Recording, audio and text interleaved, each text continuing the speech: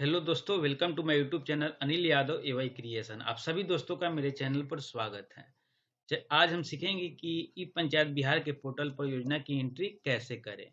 चलिए शुरू करते हैं। शुरू करने से पहले आप सभी दोस्तों से रिक्वेस्ट है कि अगर मेरे चैनल पर आप नए हैं तो प्लीज़ सब्सक्राइब जरूर कर दें और बेल आइकन दबा दें ताकि वीडियो का नोटिफिकेशन सबसे पहले आप तक पहुँचे। तो चलिए शुरू करते हैं। सबसे पहले हम ई पंचायत बिहार के पोर्टल पर आएंगे और यहाँ से ऑफिशियल लॉगिन करेंगे।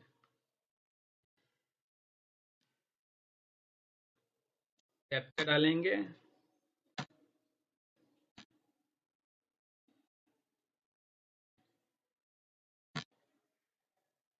और यहाँ से लॉगिन करेंगे।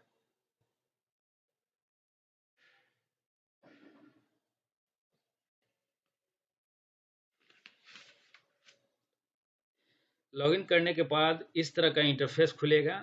तो सबसे पहले यहाँ जनरल प्रोफाइल पर क्लिक करेंगे और मुखिया जी और प्रेसिडेंट का प्रोफाइल डालेंगे। तो यहाँ पर नेम लिखना है। यहाँ पर जो भी मुखिया जी हैं उनका नाम लिख देंगे। यहाँ मुखिया जी का डेट ऑफ बर्थ लिख देंगे। यहाँ पर क्लिक करेंगे और यहाँ से डेट ऑफ बर्थ चूज कर लेंगे। उसके बाद उनका जेंडर, मेल है तो मेल, फीमेल है तो फीमेल। उसके बाद यहाँ से कैटेगरी चूज करेंगे, जनरल, ओबीसी, एससी, एसटी। उसके बाद एजुकेशन क्वालिफिकेशन देखेंगे जो भी है, नॉन मैट्रिक, मैट्रिक, इंटरमीडिएट, यहाँ से चूज कर लेंगे। उसके बाद ओथ डेट पूछ रहा है। ओथ डेट यानी कि शपथ, जिस दिन आप मुखिया जी ने शपथ लिया है उसका डेट देना है। उसके बाद यहाँ से मोबाइल नंबर लिख देंगे। उसके बाद यहाँ ईमेल एड्रेस ऑफिशियल, यानी कि जो सरकारी इनका ईमेल एड्रेस है वहीं डाला जाएगा। तो जो गवर्नमेंट द्वारा दिया गया है वहीं ईमेल एड्रेस यहाँ डाला जाएगा। उसके बाद यहाँ आधार नंबर डाला जाएगा। ध्यान रहे दोस्तों, आधार नंबर जो जिस मोबाइल से लिंक हो वहीं आधार नंबर यहाँ देंगे। उसके बाद यहाँ से वेरीफाई कर देंगे। उसके बाद अपलोड प्रोफाइल फोटो में मुखिया जी का फोटो डालना पड़ेगा। उसके बाद यहाँ से सेव कर देंगे।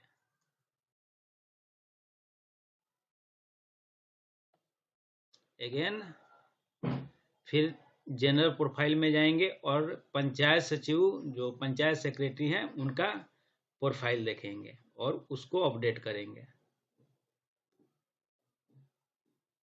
यहाँ पंचायत सचिव का नेम, जो भी नेम हो वो डाल देंगे। फिर यहाँ से जेंडर डाल देंगे, मेल फीमेल जो भी हो। यहाँ से कैटेगरी डालेंगे।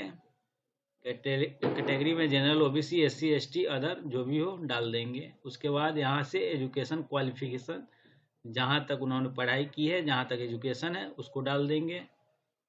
उसके बाद यहाँ मोबाइल नंबर डालना है। उसके बाद ऑफिशियल एनआईसी एड्रेस, मतलब ईमेल एड्रेस डालना है, यानी कि जो ऑफिशियल हो वहीं डलाएगा। अब यहाँ पर डेट ऑफ ज्वाइनिंग, पंचायत सचिव का जो डेट ऑफ ज्वाइनिंग है यहाँ पर डाल देंगे। उसके बाद यहाँ डेट ऑफ रिटायरमेंट, मुखिया जी का जो पंचायत सचिव का जो रिटायरमेंट डेट है वो डाल देंगे। फिर यहाँ डेट ऑफ बर्थ डाल देंगे। उसके बाद यहाँ आधार नंबर डाल देंगे और वेरीफाई करेंगे। उसके बाद पंचायत सचिव का यहाँ पर फोटो डालेंगे। फोटो डालने के बाद इसको सेव कर देंगे। इस तरह से हम लोगों का जनरल प्रोफाइल कंप्लीट हो जाएगा।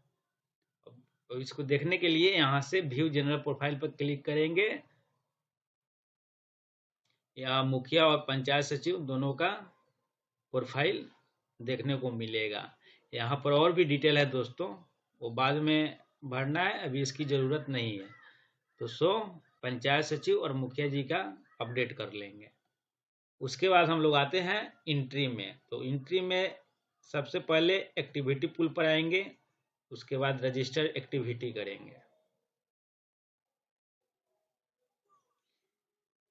सेम ई ग्राम स्वराज के जैसा ही है, थोड़ा सा चेंजिंग हुआ है, बाकी सारा काम ई ग्राम स्वराज की तरह ही करना है। यहाँ पर लेबल पूछ रहा है, label GP ZP BP GP. आप ग्राम पंचायत के हैं तो यहाँ जीपी करेंगे। Financial year 21-22, 22-23, 23-24। तो सबसे पहले 21-22 का बता देते हैं। 21-22 में 21-22 पर क्लिक करेंगे। उसके बाद ओल्ड स्कीम कोड, यहाँ ओल्ड स्कीम कोड का मतलब जो योजना संख्या है उसका योजना संख्या डाल देंगे और डेट डाल देंगे। फिर स्कीम फॉर में ऑल कर देंगे। फोकस एरिया में जो आपका फोकस एरिया है, drinking water, sanitation, social welfare जो भी है उसको, रोड जो भी है उसको डाल देंगे यहाँ से। उसके बाद स्कीम नेम में जो स्कीम नेम है, योजना का नाम है, वहां पर डाल देंगे। यानी कि ग्राम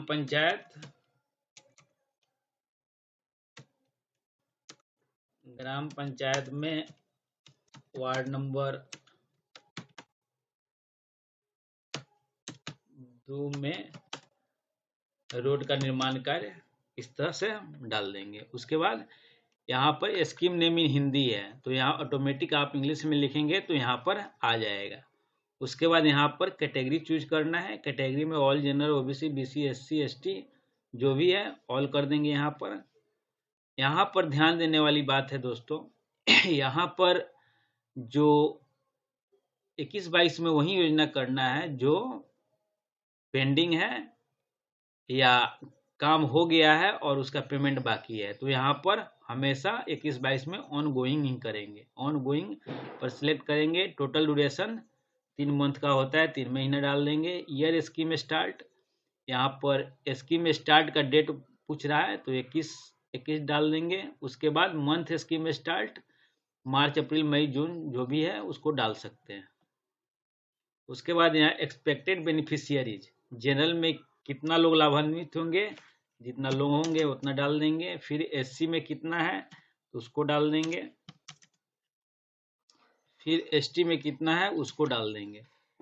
फिर यहाँ से कह रहा है दोस्तों beneficiary womens, expected beneficiaries womens, औरत की संख्या कितनी है तो यहाँ पर औरत की संख्या डाल देंगे। मान लीजिए जो भी है वहां पर डाल देंगे। उसके बाद estimated total cost in RS, मतलब अनुमानित राशि कितनी है, जो योजना में जो लागत है वो कितनी है उतना डाल देंगे यहाँ से। उसके बाद नंबर ऑफ स्टेजेज में हमेशा 3 नंबर ही डालना पड़ेगा तो यहाँ 1 2 नहीं डाल करके 3 डालेंगे। स्कीम आउटपुट, एसेट, उसके बाद एसेट टाइप, इमेबेबल, एसेट कैटेगरी, जो कैटेगरी है इरिगेशन सोर्स हो या वाटर सोर्स एंड स्ट्रक्चर हो उसको यहाँ से डाल देंगे। उसके बाद रेवेन्यू विलेज, जहाँ पर एक काम होने वाला है उस गांव का क्या नाम है उसको यहाँ से डाल देंगे। तो इस तरह से डाल करके यहाँ से सेव कर देंगे। 21-22 का योजना सेव हो जाएगा। उसके बाद दोस्तों ध्यान रहे कि यहाँ पर जो लेवल है, जितने भी योजना करेंगे हर बार जीपी लेवल और फाइनेंशियल ईयर बदलना पड़ेगा। तो इस तरह हम लोग 21-22 का योजना कर लेंगे। उसके बाद फिर वहीं आएंगे एक्टिविटी पूल पर, रजिस्टर एक्टिविटी, और फिर 22-23 का योजना देखेंगे तो यहाँ पर जीपी सिलेक्ट कर लेंगे। फिर यहाँ पर फाइनेंशियल ईयर जो भी है 22-23 का फाइनेंशियल 22-23 का करना है तो यहाँ पर 22-23 कर देंगे। उसके बाद योजना संख्या देंगे और डेट देंगे। उसके बाद स्कीम फॉर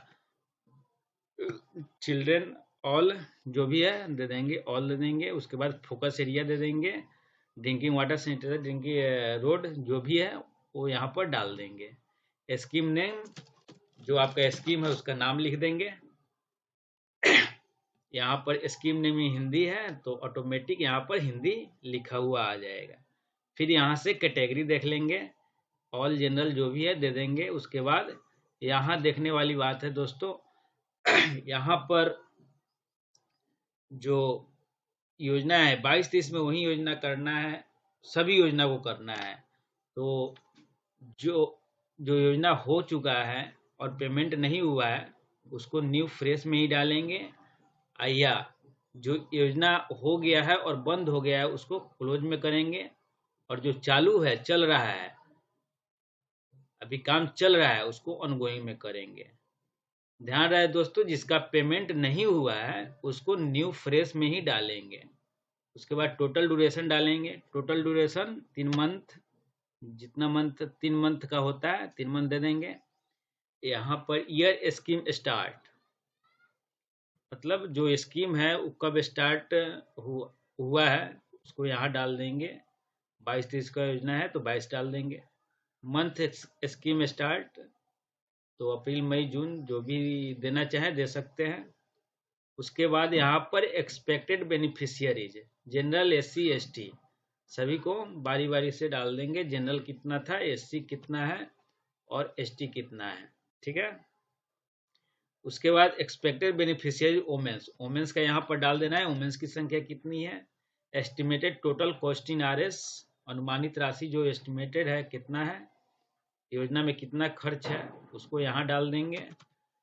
उसके बाद नंबर ऑफ स्टेजेज, यहाँ पर भी 3 ही डालेंगे।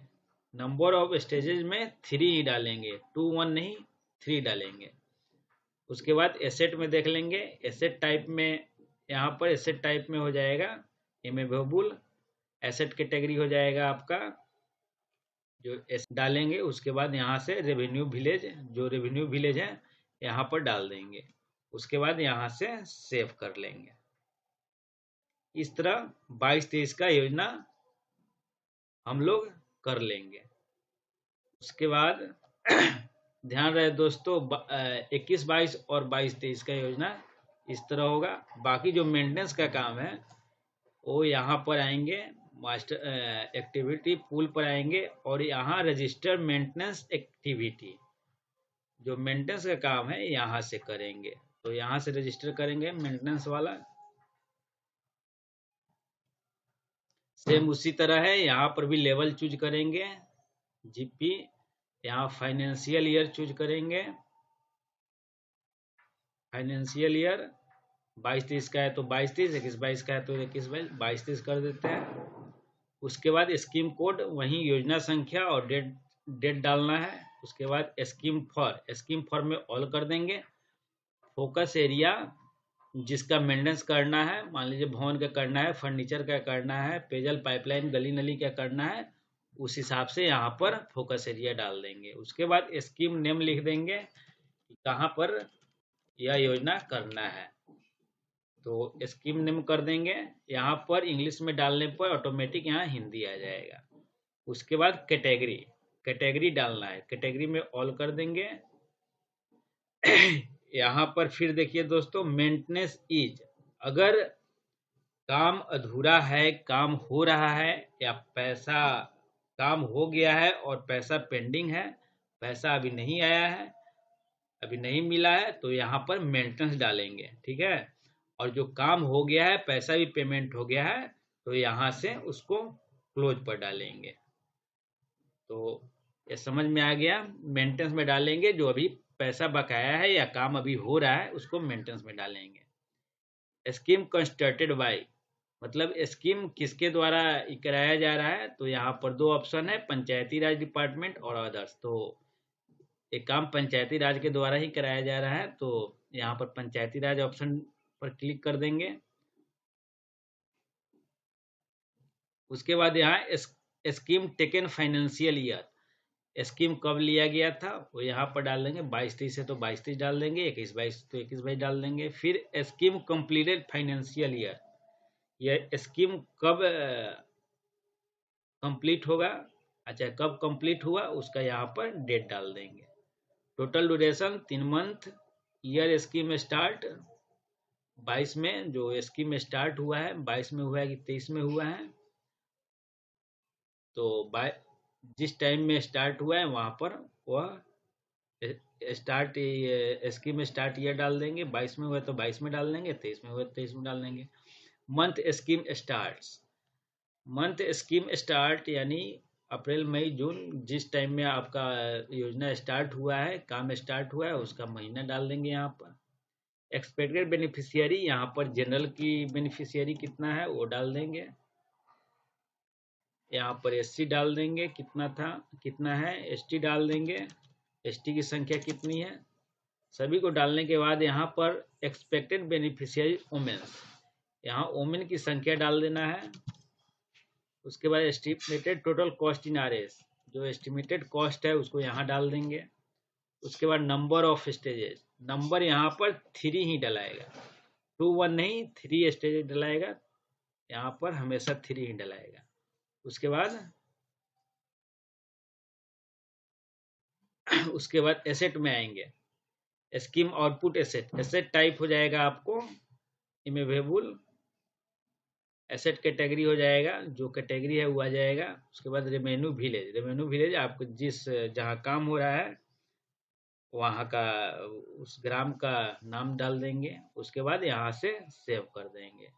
इस तरह से हम लोग 21 22 22 23 और मेंटेनेंस वाला कार्य को समझे कि कहाँ करना है, ठीक है, किस तरह करना है।